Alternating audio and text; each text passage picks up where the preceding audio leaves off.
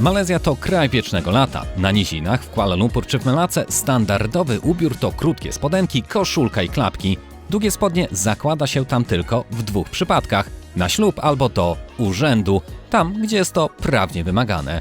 Ale niedaleko Kuala Lumpur znajduje się region, w którym założenie kurtki to nie przykry obowiązek, a wręcz czysta przyjemność. Cameron Highlands. Dla nas, Europejczyków, 18 stopni to norma, ale dla lokalnych mieszkańców to prawdziwa egzotyka i główny powód, dla którego uciekają tam w każdej wolnej chwili od szkoły i pracy.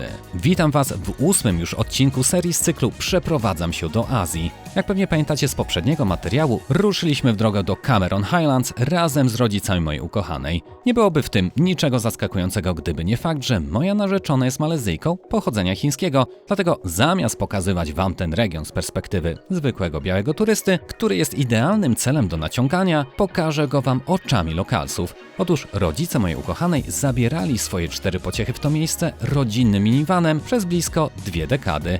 Znają tu każdy kąt, więc ich podpowiedzi mogą być na wagę złota. A jeżeli przegapiliście poprzednie części, to nic straconego. W przypiętym komentarzu znajdziecie link do całej playlisty, ale teraz nie traćmy już czasu na przypomnienia i zacznijmy dokładnie tam, gdzie skończyliśmy 7. część. Czyli dotarliśmy do Cameron Valley. Widoki są obłędne, ale to też pierwsze miejsce, gdzie turysta może łatwo stracić pieniądze.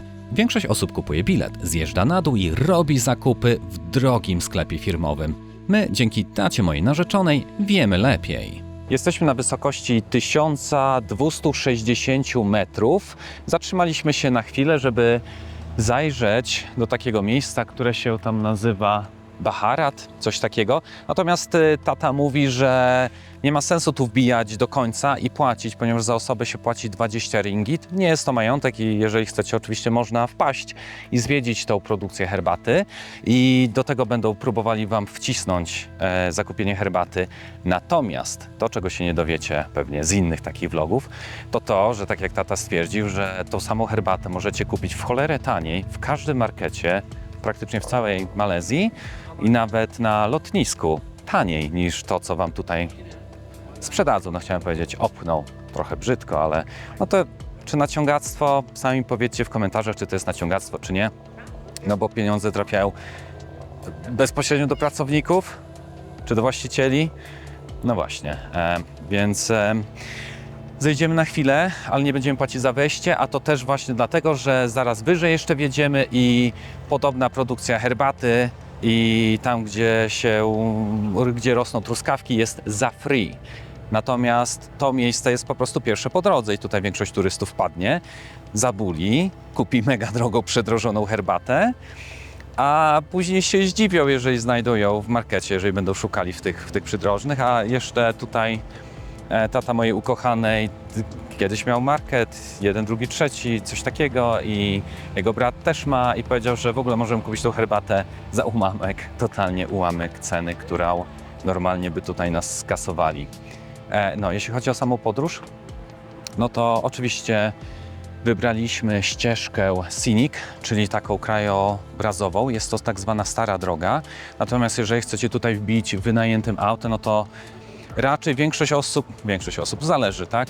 Część osób korzysta z drogi nowej, autostrady, jest szybsza, czy krótsza? Nie, jest dłuższa, ale jest zdecydowanie szybciej można tu dojechać. Tata, który jeździ tutaj od dekad, szczerze polecił nam tak zwaną starą drogę przez Tapa. To trasa dla koneserów widoków, ale i spore wyzwanie dla kierowcy. I tu pojawia się kluczowa kwestia. Łączność. Jesteśmy w dżungli, kręcimy się po górach, a zasięg lokalnych operatorów potrafi być, tutaj powiedzmy dyplomatycznie, bardzo różny. Dlatego w Malezji, czy w zasadzie wszędzie, gdzie podróżujemy, używamy Saili. Możecie się zastanawiać, dlaczego to rozwiązanie bije na głowę lokalną kartę kupioną na lotnisku. Otóż każdy, kto pamięta początki telefonii komórkowej w Polsce, wie, o czym mówię. Pokrycie było takie sobie. Gdy jeden operator nie miał zasięgu, tam drugi mógł działać bez problemu. Biznesmeni wozili ze sobą kolekcję 3 komórek z 3 kartami, 3 operatorów, żeby tylko mieć zasięg. Wiem, bo pracowałem w erze 20 lat temu. W Malezji, nawet w miastach, sytuacja potrafi wyglądać podobnie. Kupując lokalną kartę, bierzecie ślub z jednym operatorem. Jak w dżungli nie ma zasięgu, to lipa, a Saily to usługa stworzona przez Nord Security, tych samych od bezpieczeństwa w sieci. Tutaj w Malezji Saily automatycznie loguje się do sieci gigantów Celcom, Digi albo Maxis. Telefon sam wybiera ten nadajnik, który akurat w danej chwili jest najmocniejszy. W poprzednich odcinkach widzieliście to na żywo. Tam, gdzie rodzice z lokalnymi kartami tracili sygnał, my mogliśmy szperać w mapach do woli. Instalacja jest banalna, robicie to jeszcze w domu, przez apkę i macie tani internet w parę sekund po lądowaniu. Bez szukania kiosku, bez wymiany kart i to do kilku operatorów jednocześnie. Co więcej, z kodem Techmaniak HD dostajecie 15% zniżki. Link czeka w opisie, a my wracamy na trasę, bo przed nami jeszcze sporo zakrętów. Chociaż dla polskiego kierowcy, który jest mistrzem w omijaniu dziur i unikaniu wariatów wyprzedzających na trzeciego, taka trasa to wciąż kaszka z mleczkiem. Sceniczna droga jest fajna, dłużej się jedzie, natomiast mniej kilometrów. Jest stosunkowo nie jakoś super wymagająca, ale jest na pewno trochę upierdliwa, bo co chwila zakrętasy, góra-dół. Więc zdecydowaliśmy, że w jedną stronę przejedziemy właśnie taką drogą sceniczną, a wrócimy sobie już autostradą, bo nie ma co się męczyć i zjeżdżać w takim razie z tych gór. Idziemy popatrzeć, jak rośnie herbata. Ale umówmy się, te wszystkie zakręty i trudny podjazd idą w niepamięć, gdy przed sobą macie taki widok. To, co wygląda jak wielki, pofałdowany szmaragdowy dywan, to plantacje należące do Bharat Group, drugiego co do wielkości giganta herbacianego w Malezji. I tu mam dla Was ciekawostkę. Te niskie krzewy to tak naprawdę drzewa Camellia sinensis. Gdyby plantatorzy przestali je przycinać choć na chwilę, to każdy z tych, nazwijmy to krzaczków, wystrzeliłby w górę na kilkanaście metrów. Utrzymuje się je na wysokości około 1 metra, tylko po to, żeby zbieraczom było wygodnie zrywać te najmłodsze, najcenniejsze listki na szczycie. Patrzycie więc w zasadzie na gigantyczny, użytkowy las bonsai, który produkuje miliony filiżanek herbaty rocznie. No ale muszę przyznać, że widok jest przedni. Tutaj, jeżeli sobie zoomujemy, widzicie jakąś taką fajną, malutką ścieżkę. No to wygląda dosłownie bajkowo, bym powiedział, tak? W Muminkach takie rzeczy się widziało. Czasem chyba, jeśli dobrze kojarzę. No po prostu przepięknie. Aż niewyobrażalnie pięknie. Spędziliśmy tu trochę czasu, ale pora ruszać dalej. Droga pnie się coraz ostrzej w górę. Silnik ma co robić, a my uciekamy przed upałem jeszcze skuteczniej. Patrząc przez szybę widać jednak, że nie jest to kraina mlekiem i miodem płynąca, przynajmniej dla każdego. Mijamy sporo pustostanów i wyblakłych szyldów. Widać, że wiele biznesów, które kiedyś miały przyciągać turystów, przegrało walkę o klienta i dziś straszą jako ruiny przy drodze. Jesteśmy na wysokości 1360 metrów i przyjechaliśmy do miejsca o nazwie Cameron Lavender Garden. Rodzice tutaj byli niedawno, no ale wpadliśmy odwiedzić. Natomiast po drodze też widzieliśmy coś takiego jak CH Flora, bodajże, jeżeli dobrze kojarzę. Wejściówka kosztuje tam 50 ringgit od osoby, plus się płaci dodatkowo za parking. Niby ładnie, ale z zewnątrz to jest kompletnie pozakrywane i tutaj rodzice mówili, że spoko, no są fajne te kwiatki, ale że to nie jest warte tej kwoty i na sesję, z tego co widzieliśmy na Google, wygląda to całkiem ok, ale czy warto, no to już sami możecie osądzić. Tutaj rodzinka stwierdziła, że nie ma sensu, że się nie opłaca i są ładniejsze miejsca, które można odwiedzić taniej, tak więc to właśnie zamierzamy zrobić. No chyba, że jesteście tutaj, macie dużo czasu, macie kilka dni, tak najbardziej można wtedy wpaść. Wstęp kosztuje 20 ringgitów, czyli jakieś 18 zł. Czy to dużo? No, za możliwość zrobienia takich zdjęć? Chyba nie. Choć muszę Was uprzedzić, bowiem botanicznie w tym wilgotnym klimacie prawdziwa lawenda nawet nie rośnie. To co widzicie tutaj to głównie Mona Lavender i szałwia, ale wiecie co? Na zdjęciach to wygląda niemal tak samo dobrze. Przyznam, że brzydko tutaj nie jest i oprócz lawendy jest dużo więcej innych kwiatów, więc może mieli rację, skoro byli w każdym z tych miejsc, że tam nie ma sensu płacić 50 za osobę, a tutaj jest równie dużo kwiatów, tam za mną.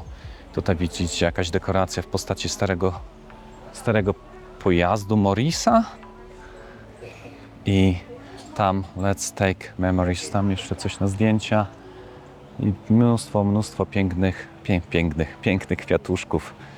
Tak więc się czegoś dowiedzieliście, że tam się niekoniecznie musi opłacać, a można to miejsce odwiedzić. No ale z tego co widziałem na Google, tam też jest naprawdę pięknie, więc co kto lubi, Dopiero później wygooglałem, co to za auto i jak się okazuje, jest to Morris Minor lub Minor 1000.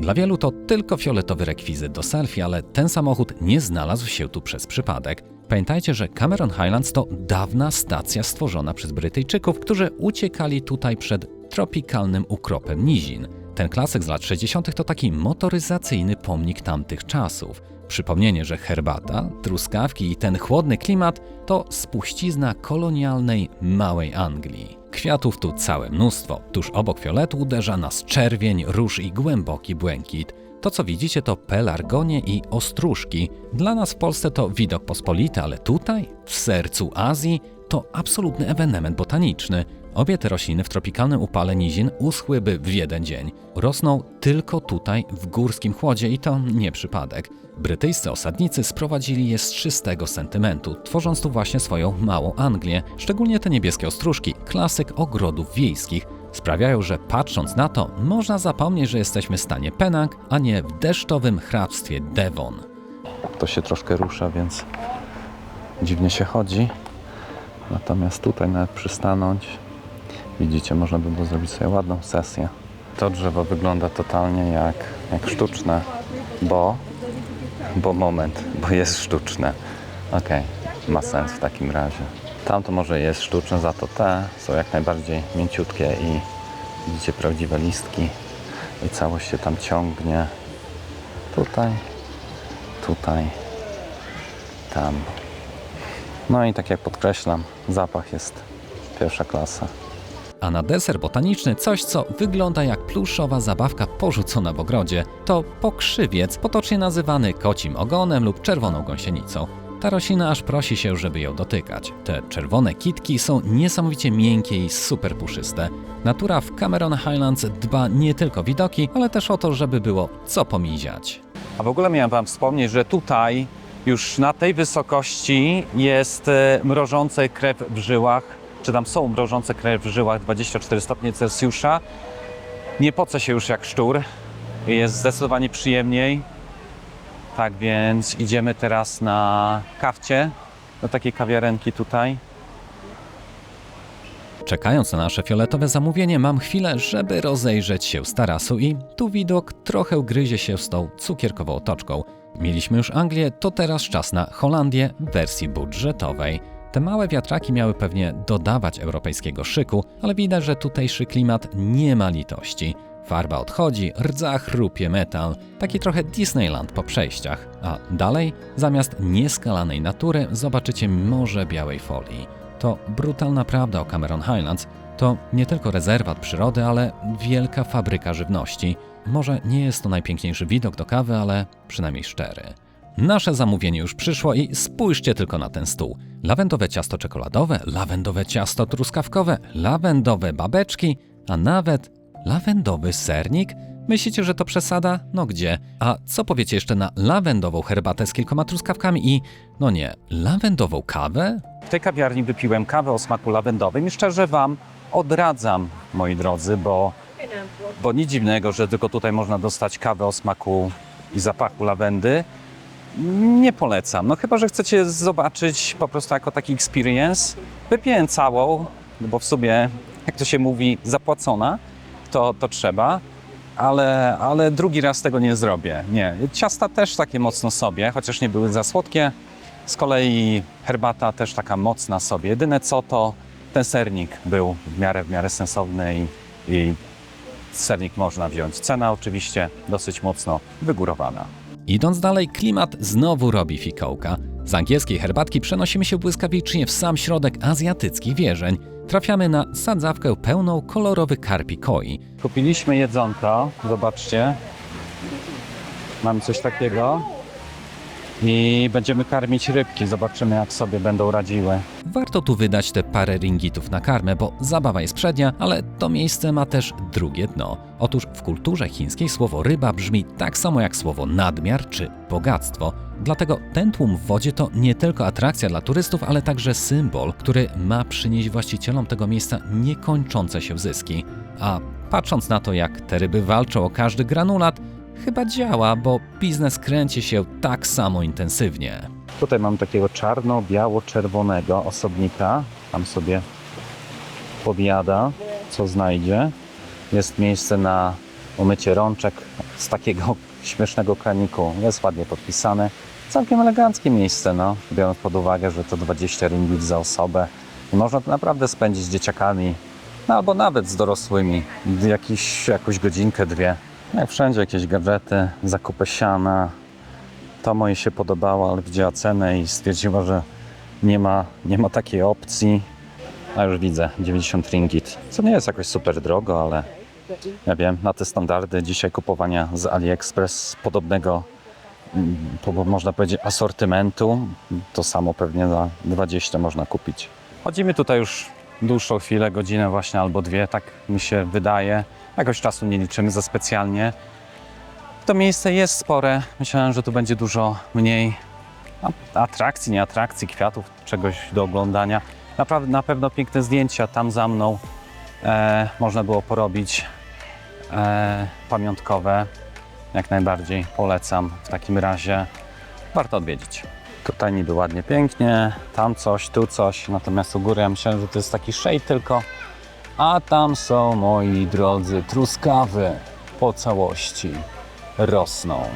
Dokładnie tak, truskawki w Malezji są towarem ekskluzywnym. Można je zbierać samemu prosto z krzaczka, choć cenowo wychodzi to dużo drożej niż na targu, ale hej, płacimy tu przecież za doświadczenia i dobrą zabawę. Tak tutaj sobie rosną te truskaweczki. Widać, że owoce są dopiero malutkie w większości. Niektóre trochę bardziej obrodziły, niektóre troszkę mniej, widzicie? W ogóle jeśli chodzi o te truskawki, to nie są tak słodkie jak te europejskie. Może i są mniej zmodyfikowane, trudno powiedzieć, ekspertem od GMO nie jestem, ale niby naturalne, nie? No, do pewnego stopnia może i bardziej. A tutaj już znajdują się dojrzałe truskaweczki. No piękne z wyglądu, absolutnie piękne. Tutaj macie 10 ringgitów. Tym razem zatrzymaliśmy się po czymś takim jak Watercress Valley, bo podobno warto. Nie wiem jeszcze ile kosztuje miejscówka, ale po to jesteśmy, aby to sprawdzić. To, co rośnie tam dalej, to zwykła sałata, ale to bliżej nas to właśnie rukiew wodna.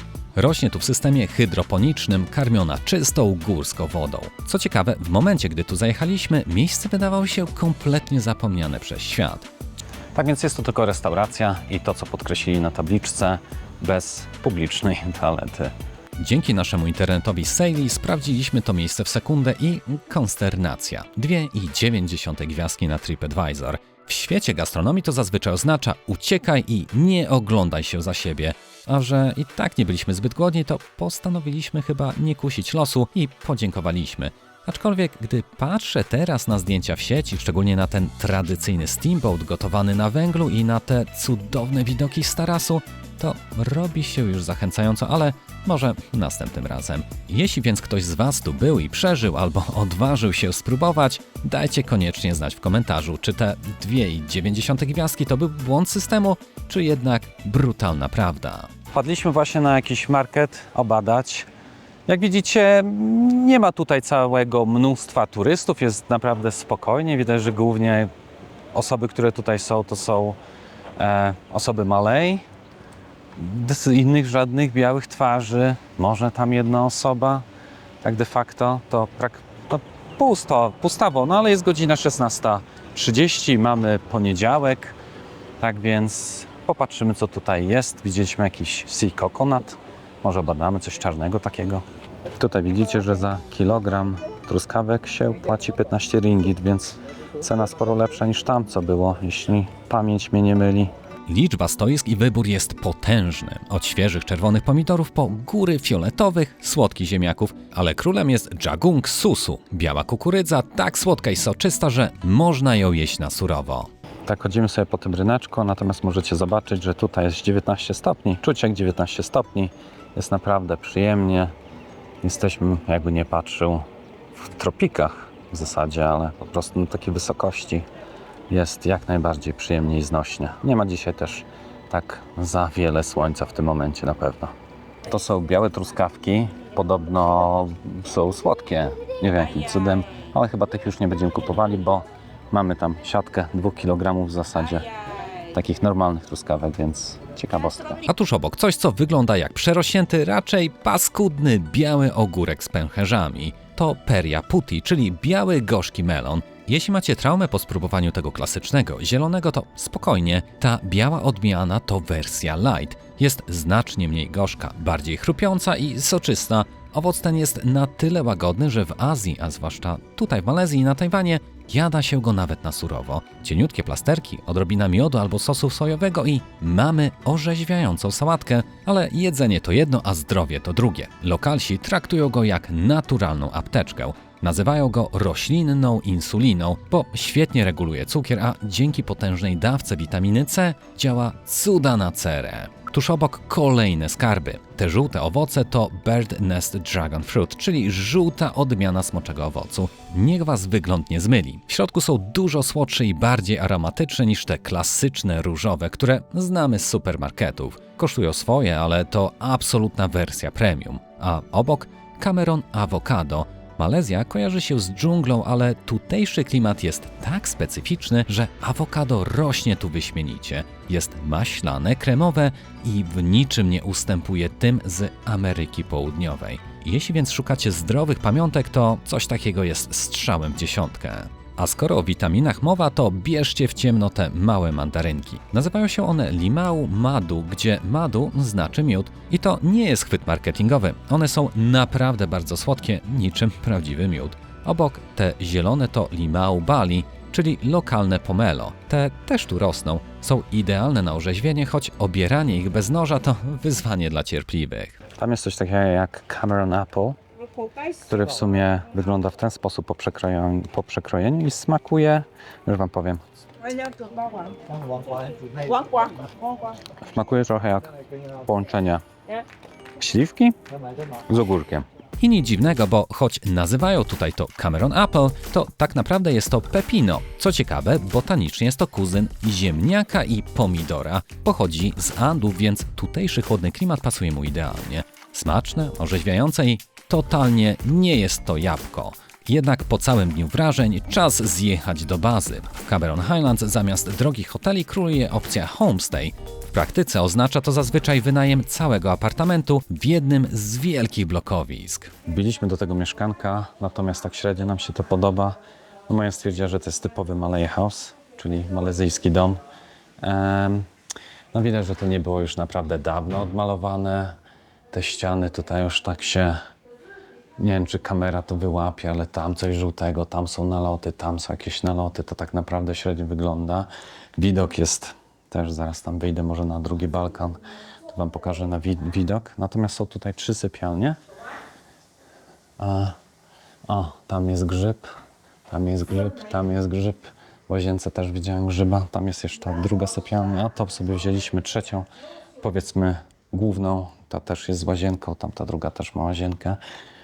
No widok nie jest najpiękniejszy, ale w końcu było taniej, bo tak przeglądaliśmy te ceny, to tak różnie tutaj było. No to jest typowe miejsce takie dla turystów, tak? I tu ważna uwaga dla was, żebyście nie byli zaskoczeni. Widzicie ten ręcznik na łóżku? My mieliśmy farta. Były, choć śmierdziały. W Malezji standardem w homestay jest to, że ręczników po prostu nie ma. To nie hotel. W takim wilgotnym klimacie pranie i suszenie to istny koszmar, więc zrzuca się to na gości. Często dowiadujecie się o tym dopiero na miejscu, wychodząc spod prysznica. Zatem jeśli wybieracie się w te rejony i nie śpicie w 5-gwiazdkowym hotelu, własny, szybko schnący ręcznik z mikrofibry to absolutna konieczność w walizce. No, jest tak sobie, można powiedzieć, taki balkonik. Tam jest miejsce na zewnątrz. Widzicie, można nie patrzeć na mieszkania, można się przyglądać na pięknej naturze. Zresztą tutaj i tak mamy tylko przenocować i to jest najważniejsze, a nie ma być super cudownie, miało być tanio i wybraliśmy tanio. Pokażę wam dokładnie ile kosztował ten bajer. Mieliśmy coś innego na pewno na oku, podobał nam się trochę bardziej, cena była minimalnie wyższa, natomiast tam jeszcze później zanim na bookingu się wcisnęło, że zakończ, czy tam zapłać, to z 200 chyba tam 70 zrobiło się jakieś 370, bo sobie doliczyli cleaning i doliczyli sobie jeszcze tax od każdej osoby. Tak więc no, to jest co innego, jeżeli wybieracie mieszkanie za te 270, a klikacie kup i na dole jest 270, ale później przy płaceniu się robi już 370. nie lubię takich zagrywek, nie? Znaczy, no jest okej, ale na przykład w tym mieszkaniu czegoś takiego nie było, że na ostatnią chwilę nagle wam dolicza 100, czyli w zasadzie 1/3 w sumie więcej niż ta początkowa cena, nawet więcej, nawet więcej niż 1/3. Jakby to był sam ten taks, może, nie no, to było więcej, 20 od osoby, to macie 80, plus jeszcze jakiś cleaning, chyba też 80, no to nawet 160 więcej, więc stwierdziliśmy, że nam się to nie podoba, takie lecenie sobie w kulki i stwierdziliśmy, że olewamy i bierzemy to. To było drugim choice'em, ale jakim jest choice'em, no to widzicie, jest na pewno duże, jest wielkie i jest w fajnej lokalizacji. I na pewno to, co można powiedzieć, że to jest pierwszy raz od 2 tygodni chyba, kiedy czuję, że podłoga jest zimna, że chodząc na bosaka, bo tak to jest po prostu cały czas za ciepło, a teraz jest fajnie chłodno, można faktycznie odpocząć. No i co tutaj dużo mówić, po prostu taki mają klimat. Wilgoć skrapla się na ścianach, stąd ten zapach i grzyb w wielu homestayach, do tego całe autostrady mrówek wędrujących po blacie. Powiedzmy delikatnie, szału nie ma, ale jest też ciekawostka kulturowa. Zobaczcie na ten filtr do wody, ma wielki napis halal. Dla nas to egzotyka, ale tutaj to standard. Oznacza to, że urządzenia, konkretnie filtry węglowe w środku, nie miały styczności z wieprzowiną ani alkoholem na etapie produkcji. Dzięki temu woda jest czysta nie tylko chemicznie, ale i religijnie dla muzułmanów. Cóż, szkoda tylko, że ta religijna czystość filtra nie przeniosła się na resztę mieszkania. Nie jesteśmy fanami tego lokalu, może tragedii nie ma, ale mówiąc wprost, dziewczyny w takim to, nazwijmy, standardzie czystości nie czują się zbyt komfortowo, a jeśli one nie są zadowolone, to wiecie, jak to wpływa na atmosferę wyjazdu. No cóż, ale idziemy zaraz spać, bo jutro czeka na nas kolejny dzień wrażeń. A w następnym odcinku hotpot, ale nie pokażę wam tego z perspektywy zwykłego chłopaka z małej miejscowości na Mazurach, a zobaczycie to od strony rodziny chińskiej z Malezji. To absolutnie nie jest zwykła kolacja, ale wielopokoleniowy rytuał, który ma swoje zasady i znaczenie. Udamy się też do słynnego Boti Center i przyznam uczciwie, tamtejsze pola herbaciane są jeszcze piękniejsze niż to, co widzieliście dzisiaj. Całość zrobiona z ogromnym rozmachem, ale dojenie turystów też wchodzi tam na wyższy poziom. Powiem wam dokładnie, na co uważać, żeby nie przepłacić. Sprawdziłem też tutejsze roślinki jedzące mięso, a wracając do Kuala Lumpur trafimy w sam środek wielkiej polityki. Będziemy wracać autostradą dokładnie w ten dzień, kiedy Malezję odwiedził prezydent Chin Xi Jinping. Dzięki, że byliście z nami w tej podróży do chłodniejszej strony Azji. Jeśli ten odcinek wam się spodobał, zostawcie łapkę w górę i koniecznie subskrybujcie kanał. Do zobaczenia!